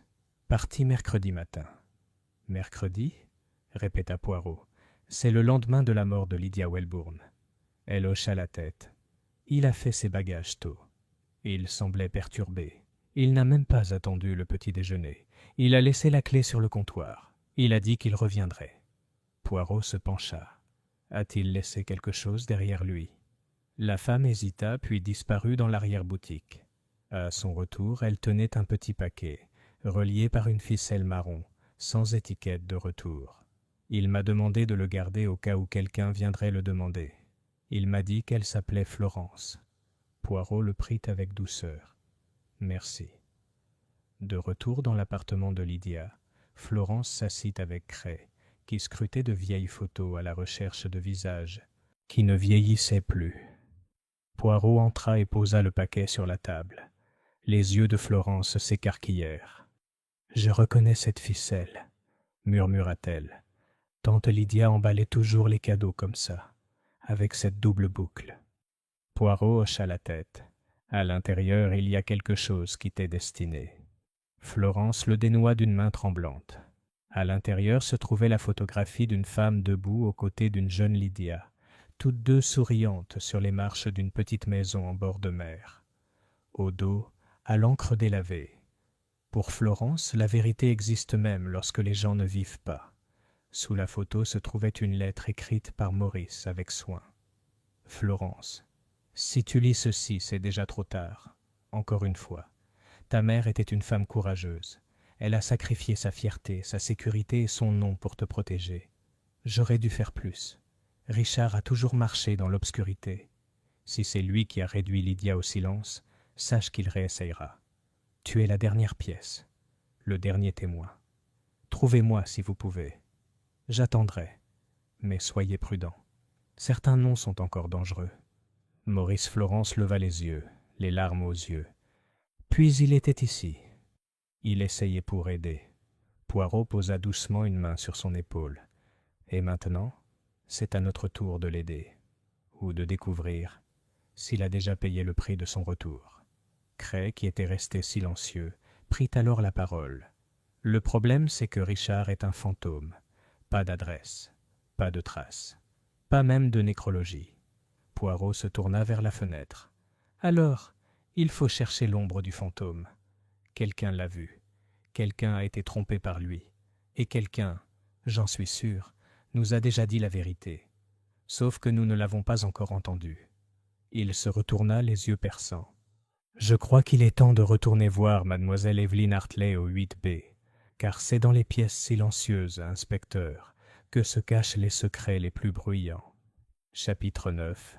Le mur qui en a trop entendu. Mademoiselle Evelyn Hartley ouvrit la porte du 8B, avec le même calme qu'elle portait comme un châle, toujours à sa place, jamais troublée. Elle portait un cardigan et une jupe sombre, ses cheveux argentés coiffés en chignon serré, une tasse de thé léger posée sur le rebord de la fenêtre derrière elle. « Je pensais que vous reviendriez, » dit-elle, non sans une pointe d'ironie. « Vous, les inspecteurs, vous revenez toujours. » Poirot inclina la tête. « En effet, mademoiselle, il est dans notre nature d'examiner non seulement ce que l'on voit, mais ce qui est négligé. » Elle ouvrit la porte plus largement. « Si nous devons parler, tu ferais mieux d'entrer. » Cray suivit Poirot dans le salon, qui portait tous les signes d'une vie organisée avec soin, des napperons sous chaque lampe, une horloge au tic-tac précis, et des oiseaux de porcelaine qui fixaient la cheminée comme des cousins bavards. Evelyn Hartley s'installa dans son fauteuil, tandis que les deux hommes restaient debout. Poirot commença doucement. « Mademoiselle Hartley, vous avez mentionné la veille de la mort de Lydia. Vous avez entendu des voix dans le salon. » « Je l'ai fait. Un homme, une femme ?» Elle hocha la tête. « Mais maintenant, je dois vous demander de considérer, y avait-il vraiment deux ?» Elle fronça les sourcils. « Oui, j'en suis sûr. » Poirot marchait lentement. « Pardonnez la précision de mes questions, mais c'est une affaire délicate. Vous avez entendu les voix entre 4 et 5 heures. Plus près de 4 heures. L'heure du thé, aussi régulier que le son des cloches dans cet immeuble. Et la voix masculine, elle ne m'était pas familière? Elle hésita. Pas vraiment inconnu, juste différent, plus doux, plus mesuré. Pas le même ton grinçant que j'entendais parfois quand le frère de Lydia lui rendait visite. Toi, fais-tu entendre Richard Welbourne alors? Oh oui. Au moins 2 fois l'année dernière. Il est arrivé sans prévenir. Tard. Lydia ne l'a jamais présenté. Mais on voyait bien qu'il lui faisait peur. Poirot croisa les bras. As-tu déjà voir lui? Non. Je l'ai seulement entendu. Sa voix était plus abrupte, brutale. Cet homme était plus calme, et pourtant, d'une certaine manière, plus froid. Cray intervint. Vous êtes sûr que ce n'était pas Maurice Huxley? Je ne sais pas. Je ne l'ai jamais rencontré. Les yeux de Poirot se rétrécirent légèrement.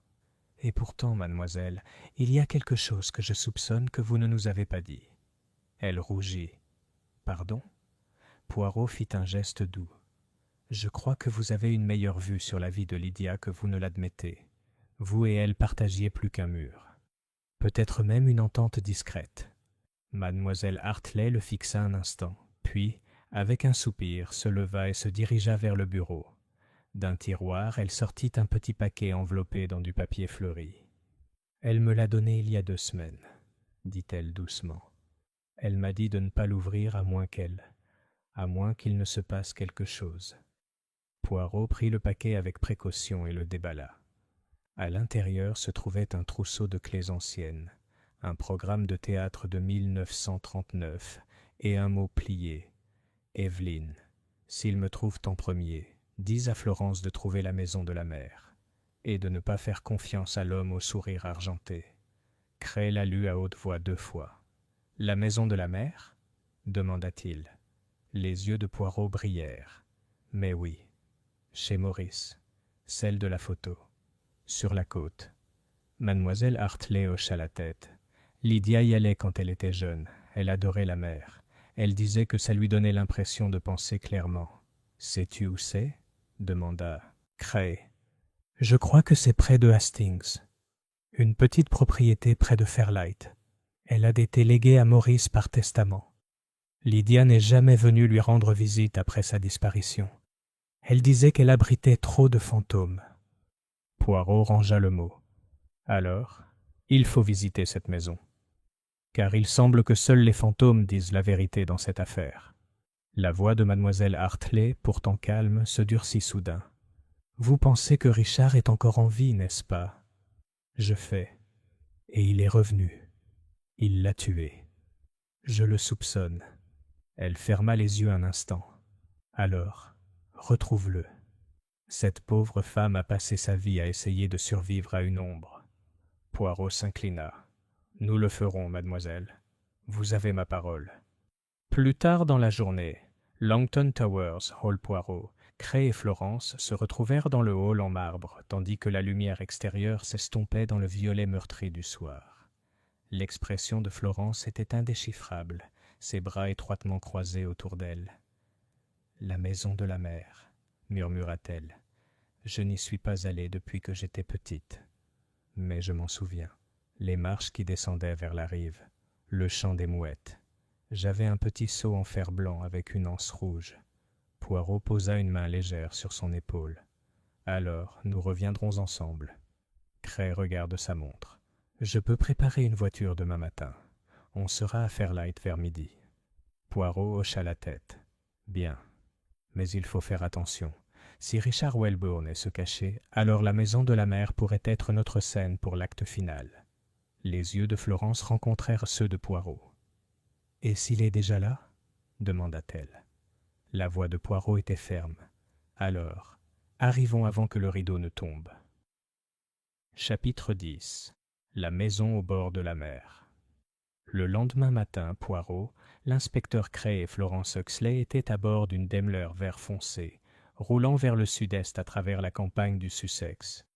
L'air était vivifiant et salé, l'horizon s'embuant déjà à mesure que la côte approchait.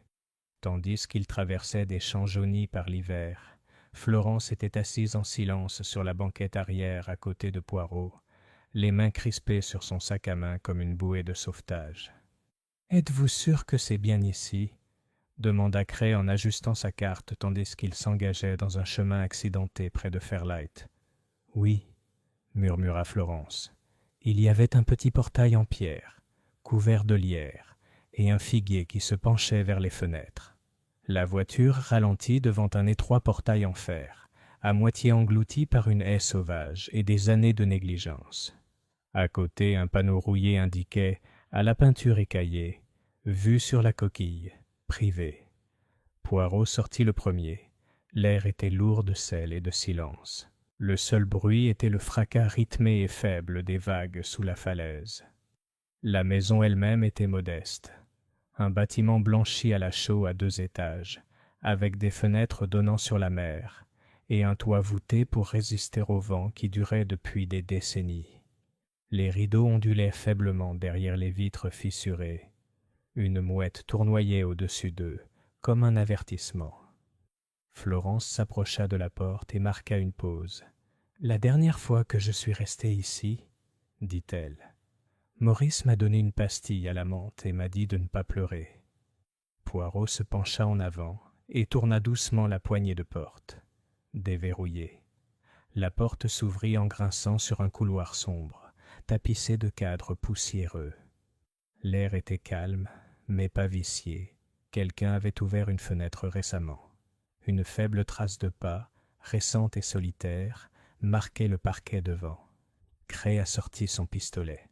Poirot leva le doigt. « N'effrayons pas les fantômes, inspecteur. » Florence entra la dernière, le souffle coupé lorsqu'elle franchit le seuil. La maison était épurée, meubles fonctionnels, papier peint délavé, étagères garnies de livres jaunis et d'ornements marins. Mais tout était propre, entretenu, habité. « Il est là, » murmura Florence. Poirot hocha la tête, ou du moins très récemment. Cray entra dans le salon et scruta rapidement les lieux. Personne en bas. Poirot se dirigea vers le bureau dans le coin et trouva un coffre-fort ignifuge caché derrière un rideau. « C'est fermé, » dit-il. Florence baissa les yeux, puis regarda dans son sac à main. La clé que Lydia m'a donnée. Elle la sortit, la même clé que celle du coffre. Poirot l'inséra dans le coffre et la retourna. Cliquez. À l'intérieur se trouvait une liasse de lettres, un revolver et une enveloppe scellée portant la mention « À ouvrir si je suis retrouvé ». Poirot tendit l'enveloppe à Cray qui lut à haute voix. « Si vous lisez ceci, alors je suis soit mort, soit en fuite. J'ai essayé de protéger Florence de la vérité et de l'homme qui voudrait la faire taire. Richard est revenu. Je l'ai vu la veille de la mort de Lydia. Il est venu me voir, vieilli mais inchangé. Il m'a demandé si Florence était toujours en vie. Je n'ai rien dit, mais il savait. Il a dit que Lydia allait bientôt s'étouffer de culpabilité. Je l'ai suivi à Langton Towers le lendemain. Je l'ai regardé entrer. Je ne l'ai pas arrêté. C'est mon péché. Je suis revenu ici. J'ai écrit à Florence. Je ne pouvais plus rien faire. Si vous le trouvez, faites ce qu'il faut. Protégez la fille. Elle est la seule innocente parmi nous. Maurice Huxley. Le silence s'installa. Florence se couvrit la bouche de la main. Poirot se tourna vers Cray. « Il faut agir vite. Richard Welbourne est vivant, dangereux, et assez malin pour éviter notre regard jusqu'à présent. » Cray dit d'un ton sombre, « Et probablement toujours à Londres. » « Non, » dit doucement Poirot, « il n'est pas à Londres. Regardez, Maurice a laissé cette maison déverrouillée. Du pain frais est dans la cuisine. Du bois de chauffage a été empilé récemment. » Il se dirigea vers l'arrière de la maison et ouvrit une seconde porte, étroite, menant à un escalier qui descendait sous terre. Les marches de pierre, froides et usées, menaient à ce qui avait dû être autrefois la cave d'un domestique, ou plutôt une cachette. Poirot atteignit le bas, Cray juste derrière. La cave sentait l'humidité et le sel. Une seule bougie brûlait doucement dans un coin.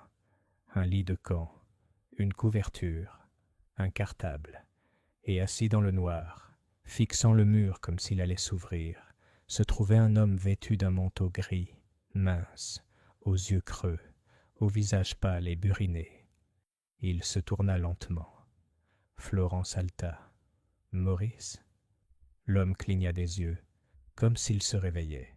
« Florence ?» Poirot s'avança. « Monsieur Huxley, vous n'êtes pas surpris de nous voir ?» ?»« Non, » dit-il d'une voix rauque. « J'attendais. » Cray garda la main près de son étui. « Où est Richard ?» Maurice ferma les yeux. « Parti. Il était là, il y a 3 nuits. Il est venu me confronter.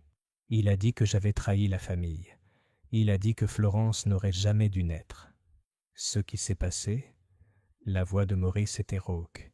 On s'est battu. Il est parti en sang.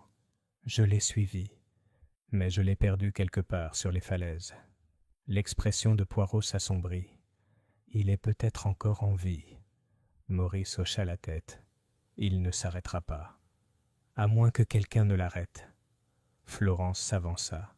« Pourquoi n'es-tu pas venu vers moi? Vers elle ?» Il la regarda avec un profond regret. « Parce que j'ai trahi ta mère une fois. Je pensais qu'en me cachant, je te protégeais. » La voix de Poirot était douce. « Monsieur, il est temps. Il est temps d'affronter le passé, pour nous aider à y mettre un terme. » Maurice se leva lentement, chancelant. Cray hocha la tête. « Nous le ramènerons à Londres. Si Richard est vivant, nous le retrouverons. Et cette fois, fini les ombres. » Poirot regarda par l'étroite fente de la fenêtre, là où la mer avait pris la couleur du plomb. « Le rideau se lève, mes amis, » murmura-t-il. « L'acte final commence. » Chapitre 11. Le piège qui attendait en silence. Le retour à Londres fut enveloppé de tension. La voiture fendit le brouillard de fin d'après-midi comme une lame dans une épaisse laine, chaque passager plongé dans ses pensées. Maurice Huxley était assis tranquillement entre Poirot et Florence, le visage blême, les mains légèrement tremblantes sur ses genoux. Il avait l'air d'un homme qui avait traversé une tempête et qui, à son retour, avait découvert que le monde qu'il avait laissé derrière lui n'avait jamais cessé de pleuvoir. « J'aurais dû l'arrêter, » dit finalement Maurice, sa voix à peine plus forte qu'un croassement. Poirot se tourna doucement vers lui. « Non, monsieur, vous avez survécu, et maintenant vous allez nous aider à faire en sorte que Florence survive aussi. » Florence ne dit rien. Elle n'avait pas beaucoup parlé depuis son départ de Shellview. Son esprit, semblait-il, s'était replié sur lui-même, digérant les révélations, les trahisons, la vérité longtemps enfouie sur sa filiation. Lorsqu'ils atteignirent Langton Towers, les lumières du hall vacillèrent avec une étrange familiarité. L'endroit semblait identique, et pourtant complètement différent. À l'étage, mademoiselle Evelyn Hartley attendait anxieusement dans son salon, prévenue par téléphone de leur retour. « Des signes de lui ?» lui demanda Cray en entrant. « Non, » dit-elle, raide comme une flèche, « mais quelqu'un a essayé d'ouvrir ma porte hier soir. Discrètement, je n'ai pas appelé à l'aide, je savais que tu viendrais. » Poirot hocha la tête solennellement. Alors il observe. Il attend. Cray installa Maurice dans un appartement d'amis au 7e étage, un étage en dessous de celui de Lydia. Florence passa la nuit chez mademoiselle Hartley, pour sa sécurité, sa compagnie, et peut-être pour le réconfort d'un deuil partagé. Poirot, quant à lui, retourna seul au 8e degré Celsius. L'appartement avait été scellé pour enquête, mais Poirot en fut autorisé à entrer discrètement. Il resta assis dans le salon de Lydia jusque tard dans la soirée, plongé dans le silence, fixant une fois de plus le plateau de thé, la chaise vide et les ombres qui se formaient le long des plinthes. Il murmura « Tu es venu ici, Richard. Tu n'as rien bu. Tu lui as parlé. Et elle savait qu'elle allait mourir. » La porte s'ouvrit en grinçant. Cray entra, fatigué mais alerte. « Nous avons vérifié les hôpitaux. Personne ne correspond à la description de Richard. Personne non plus. S'il se cache, il s'en sort bien. » Poirot tapota la coudoir de la chaise. « Nous devons l'amener à nous. » Cray fronça les sourcils. « Comment ?» Poirot se leva. On remet la table. Le lendemain soir, 8 degrés Celsius. Le plan de Poirot s'est avéré simple et dangereusement élégant. Il recréerait le thé final. Florence s'installerait à la place de Lydia. Maurice attendrait dans la pièce voisine, caché. Cray et 2 agents seraient là postés au 8B, et Poirot resterait à portée de voix, assis tranquillement dans le couloir derrière un paravent. L'appât, une annonce dans le courrier du Soir Page de la société. Florence Huxley s'adressera à la succession de Lydia Welbourn lors d'une réunion privée à Langton Towers, vendredi à 19h. L'appartement était préparé avec un soin méticuleux. Rideaux tirés, lumière tamisée. Le gramophone, réparé, jouait doucement une valse de Brahms, celle-là même que Lydia affectionnait. La table était dressée exactement comme auparavant. 2 tasses, l'une vide, l'autre pleine. Des morceaux de sucre dans un bol en argent. Une 3e chaise, autrefois cachée, était désormais placée bien en évidence. Florence, pâle mais résolue, était assise, les mains jointes doucement sur ses genoux. À 6h45, l'ascenseur a grondé jusqu'au 8e étage. À 6h50, le couloir était toujours immobile. À 6h59, on frappa doucement à la porte. Florence retint son souffle. Poirot leva un doigt. « Attendez. » La porte s'ouvrit en grinçant. Un homme est entré, grand, mince, des cheveux d'un blanc argenté, un long manteau sur un costume sombre, et des yeux, petits, intelligents et brillants d'une lueur trop vive pour être du remords. Florence haleta. « Oncle Richard. » Il sourit faiblement. « Florence, tu ressembles tellement à ta mère, c'est presque étrange. » Poirot resta derrière le paravent, silencieux. Richard entra dans la pièce et l'examina avec un détachement clinique. J'ai lu l'annonce. Astucieux. Lydia a toujours aimé ses petits gestes. Florence se leva. Pourquoi es-tu venue? Il pencha la tête. Parce que la mascarade est terminée. Lydia est morte. Maurice est mort. Et toi, tu es la dernière page d'un livre qui n'aurait jamais dû être écrit. Sa main se déplaça à l'intérieur de son manteau. Poirot sortit de derrière le paravent. Non, monsieur. La page ne sera pas déchirée. Pas ce soir. Richard se figea. Poirot. Oui. Et puis-je dire que votre entrée, bien que spectaculaire, était prévisible. 2 agents de police ont fait irruption depuis le 8B, pistolet dégainé. Richard ne résista pas. Il regarda simplement Florence avec une expression étrange, presque paternelle. Elle n'aurait jamais dû exister, dit-il doucement. Elle était l'erreur, la ruine de tout. Florence tremblait. C'était ma mère. Et elle m'aimait. Poirot s'avança. C'est fini, monsieur. Votre cruauté n'a pas sa place ici. Cray a menotté Richard sans un mot. Tandis qu'on l'emmenait, il ne s'est pas retourné. Florence se rassit, les jambes tremblantes. Poirot lui servit une tasse de thé avec un calme acquis. Elle murmura. « Est-ce que ça allait toujours finir comme ça ?» Poirot s'agita en silence. « Madame Welbourn a joué son dernier coup avec une délicatesse exquise, » dit-il doucement. Elle ne pouvait pas effacer le passé, mais elle pouvait préparer l'éclosion de la vérité, même en hiver.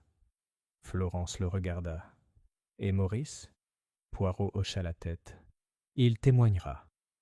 Et alors, peut-être, trouvera-t-il la paix. » Ils étaient assis tranquillement. Le gramophone continuait de tourner. Et pour la première fois depuis des années, le 8e étage des Langton Towers n'était pas silencieux, mais sûr. Chapitre 12. Un souvenir préservé dans la porcelaine. Les événements de la veille avaient plongé Langton Towers dans un étrange calme. Non pas le silence froid et inquiétant d'un bâtiment qui cache quelque chose, mais le silence plus doux d'un lieu qui s'exhale lentement. L'inspecteur Cray avait placé Richard Welbourn en garde à vue, et Maurice Huxley, après sa déposition officielle, avait été placé en refuge dans une maison sécurisée à l'extérieur de la ville. C'était un nouveau matin. Le brouillard s'était dissipé des toits, et une pâle lumière hivernale entrait par les hautes fenêtres du 8e degré Celsius, reflétant le service à thé en porcelaine qui trônait encore sur le buffet du salon. Poirot, toujours méticuleux, rentra tôt. L'appartement, croyait-il, recelait encore quelque chose, non pas une personne mais un instant. Et Hercule Poirot, chercheur de vérités, grandes et petites, comptait bien le trouver. Il se tenait devant le service à thé, seul maintenant, et souleva la tasse que Lydia n'avait jamais touchée. Puis il a soulevé celui qui avait été vidé par le tueur. Et puis il l'a vu, une fissure, invisible au premier coup d'œil, une fine fissure dans la porcelaine, sous l'anse. Elle descend juste assez loin pour fendre l'émail. Poirot le porta jusqu'à la lumière, le tourna lentement, puis sourit. Pas un sourire de satisfaction, mais de compréhension. Il posa la tasse et se tourna vers la petite étagère où Lydia rangeait sa collection de musique. Cachée derrière le disque de Brahms, il la trouva, une autre pochette, plus ancienne. Il la dessinait. Chopin, nocturne. Il se souvint de ce que Miss Hartley avait dit. Elle jouait toujours du Brahms. Mais pas ce jour-là. Juste un instant. Autre chose. Poirot a placé le disque sur le gramophone. Alors que les douces notes du nocturne en do dièse mineur de Chopin remplissaient l'air, il ferma les yeux. Ce n'était pas du Brahms que Lydia avait joué ce jour-là. C'était Chopin. Un signal. Un message final. Un morceau de musique que Maurice lui avait joué un jour à Shellview. Il l'avait mentionné dans l'une des lettres. Poirot rouvrit le bureau de Lydia et y disposa les derniers objets. Le carnet de rendez-vous, la lettre de Maurice, la photo du miroir, la clé du coffre et la tasse fracturée. Tout, à sa manière, n'était qu'une miette de pain. Il était encore plongé dans ses pensées lorsque Florence entra, son manteau déboutonné, les joues rouges de froid. « Je n'arrivais pas à dormir, » dit-elle simplement. « Alors je suis revenu. » Poirot lui fit signe de s'asseoir. « Mademoiselle, il y a quelque chose que vous devez absolument voir. » Il lui montra la tasse de thé fêlée, puis à nouveau la lettre de Maurice. Il savait que Richard viendrait. Lydia aussi. Alors ils ont préparé le terrain. Même le thé était un message. Une tasse fêlée, l'autre entière. Maurice appelait Florence sa petite fille de porcelaine, dans ses lettres, fragile mais intacte. Florence sourit faiblement. Je m'en souviens. Il disait que je lui faisais penser à une tasse de thé, délicate, mais plus forte que je n'en avait l'air. Poirot hocha la tête, et Lydia laissa la coupe fêlée se vider, un symbole. Richard prit ce qu'il voulait, mais il ne pouvait briser ce qui comptait vraiment. Florence regarda à nouveau la photo, Lydia avec l'enfant et l'homme dans l'ombre du miroir. « J'essaie encore de comprendre comment elle a vécu avec ça, » a-t-elle déclaré. Poirot s'assit à côté d'elle, plus doucement maintenant. Elle vivait dans la culpabilité et la peur, mais aussi avec détermination. Elle lui a survécu. Et quand elle a su que son heure était proche, elle a fait en sorte que la vérité ne disparaisse pas avec elle. Florence prit le carnet de rendez-vous, désormais familier avec son écriture soignée, et traça la date du doigt. Mardi, 15h30. Monsieur H.T. à 4h. Demandez des nouvelles de Florence. Elle avait l'intention de le confronter, dit doucement Florence. Poirot hocha la tête. Oui, mais elle avait aussi l'intention de passer le flambeau. Il y eut un long silence. Florence demande alors « Que se passe-t-il maintenant ?» L'expression de Poirot s'adoucit. « Richard Welbourne sera jugé. Maurice témoignera. Et vous, mademoiselle, vous devez décider quoi faire de la vérité que vous détenez. » Florence expira. « Je ne suis pas une Welbourne. Pas par choix. Mais je suis la fille de Lydia. Je ne me cacherai plus. » Poirot sourit. « Bon, c'est du courage. » À ce moment-là, Cray entra, dossiers en main. C'est fait. La déclaration de Richard était un amas de demi-aveux et d'amertume. Mais nous en avons assez. Le récit de Maurice, combiné aux lettres et aux preuves, tiendra la route. Il regarda Florence. « Tu as été courageuse. Elle se leva. J'en avais tout simplement assez de me taire. Poirot se tourna vers l'inspecteur. Et Maurice? Il a accepté de quitter le pays. Il dit qu'il en a fini avec la clandestinité, mais pas avec la vie. Il veut revoir la mer. La vraie mer, pas celle de ses souvenirs. Poirot fit un petit signe de tête. Alors qu'il se préparait à partir, Florence s'arrêta sur le pas de la porte, regardant en arrière dans l'appartement qui avait été à la fois berceau et cage. « Croyez-vous que les lieux se souviennent » demanda-t-elle. Poirot répondit sans hésitation. « Oui, mademoiselle. Mais ils pardonnent aussi, si on les laisse faire. » Elle lui adressa un dernier sourire, le genre de sourire qui n'arrive qu'après avoir affronté, mesuré et accepté la douleur. Et puis ils ont laissé le 8e étage derrière eux. Pour la première fois depuis des décennies, le vent a traversé les tours Langton sans résistance. Chapitre 13. La dernière pièce du puzzle. Une semaine plus tard, Hercule Poirot se retrouvait assis dans son appartement de Whitehaven Mansions, sirotant une tisane parfaitement infusée, regardant un dossier descendre doucement d'une pile de correspondances. Il ne s'agissait ni d'une affaire juridique, ni d'une urgence. Il s'agissait simplement d'une lettre personnelle, scellée dans un épais papier crème avec un cachet de cire bleu marine, F.H. Florence Huxley. Il l'ouvrit avec précaution. « Monsieur Poirot, il m'a fallu quelques jours pour comprendre la forme de la vie que je mène désormais. Je suppose que lorsqu'on découvre qu'on est quelqu'un de totalement différent de ce qu'on croyait, fille d'une mère cachée, nièce d'un homme capable de meurtre, pupille d'un homme disparu puis revenu, on commence à voir le temps différemment. Il s'étire et s'effondre comme la mémoire. J'ai décidé de ne pas rester à Londres. Shellview, la maison en bord de mer, m'a été cédée. Maurice a dit que je devrais la voir, qu'elle n'avait jamais vraiment été à lui. Je ne sais pas trop ce que j'en ferai, mais, pour l'instant, c'est l'endroit idéal pour respirer. Merci de m'avoir rendu la vérité. Cordialement, Florence Huxley Poirot sourit faiblement et posa la lettre.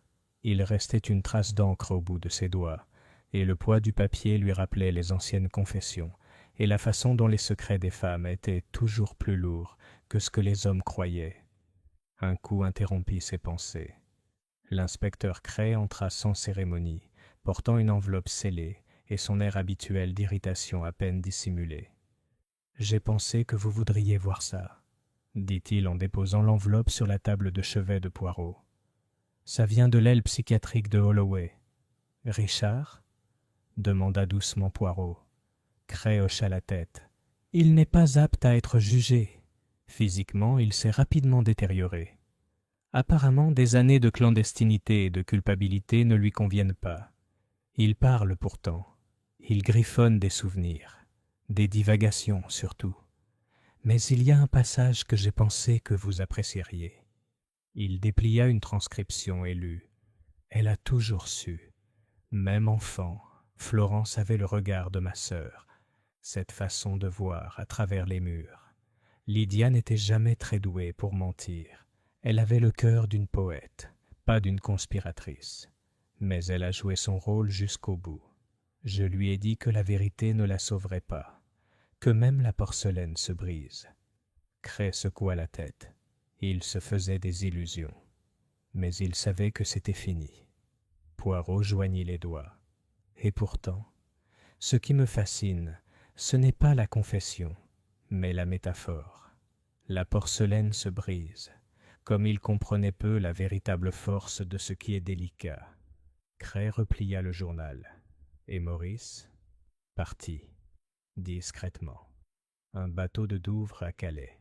Il a dit qu'il voulait se promener dans les vieilles villes de Normandie, seul. Cray se leva et tira sur son manteau. C'est presque tout. Poirot leva les yeux, et pourtant une chose demeure. Cray marqua une pause, la main sur la poignée. Et maintenant? Poirot se leva et se dirigea vers sa bibliothèque. Derrière un volume usé au vide, il sortit quelque chose que Florence lui avait donné lors de sa dernière visite au 8C. La tasse de thé fissurée. Il le tenait en l'air. L'indice final. La première faille dans le mensonge. Cray fronça les sourcils. toujours avec les symboles, hein? Poirot sourit. Tu vois une tasse cassée. Moi, je vois un message. Le tueur l'a laissée derrière lui parce qu'il la croyait insignifiante. Mais Lydia a veillé à ce qu'elle reste, car elle savait qu'aucun détail n'est trop petit quand la vérité est cachée dans l'ombre. Cray haussa les épaules. Eh bien, c'est ta poésie. Je m'en tiendrai aux empreintes digitales. Il est parti. Poirot se retourna vers la fenêtre, observant Londres défiler sous un soleil pâle. Bus, pigeons, toits embués. Quelque part, dans une maison au bord de la mer, une femme n'avait plus peur. Il se murmura. La justice, madame, n'est pas toujours une punition. Parfois, c'est le droit de vivre, sans peur. Il a placé la tasse sur une étagère à côté d'un groupe de petits objets significatifs.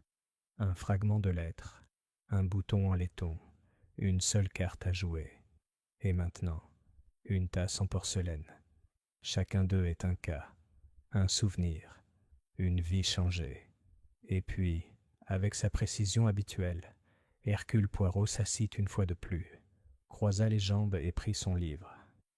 L'histoire, pour l'instant, était terminée. Chapitre 14. La sortie silencieuse. 2 semaines plus tard, Langton Towers a repris son rythme. L'ascenseur montait et descendait bruyamment avec sa paresse habituelle. Le concierge retourna à ses mots croisés. Mademoiselle Evelyn Hartley arrosait ses bégonias en écoutant la radio, débarrassée désormais de cette terreur persistante qui, depuis des années, hantait son esprit comme un invité indésirable. Et le 8 degrés Celsius, autrefois théâtre de silences superposés et de mensonges poudreux, restait inoccupé, les rideaux tirés, l'air encore légèrement parfumé de lavande et de poussière. Il était tard dans l'après-midi quand Hercule Poirot revint pour la dernière fois. Il est venu seul. La succession avait été réglée. Florence Huxley, désormais héritière officielle des biens privés de Lydia Welbourne et de sa correspondance restante, avait décliné l'offre de propriété de l'appartement. Qu'il appartienne au passé, avait-elle écrit dans sa dernière note. Certains lieux ne sont pas faits pour être reconquis, mais pour être commémorés. Poirot traversa lentement l'appartement, ses chaussures cirées effleurant une dernière fois les tapis persans. Les meubles étaient mais recouverts de drap blanc, et la lumière filtrant à travers la gaze des rideaux donnait à la pièce l'aspect d'une photographie à moitié développée. Il passa devant le piano où résidait autrefois la musique de Lydia. Il toucha le bureau où ses secrets étaient cachés à la vue de tous, et puis il entra dans le salon, cet étrange théâtre où une veuve avait mis en scène son dernier acte avec une tasse de thé et Chopin. Il se tenait devant la cheminée et s'autorisait une longue et délibérée inspiration. Perte, perte, perte. Le bruit venait du couloir. Poirot se retourna tandis que le concierge s'approchait, chapeau à la main.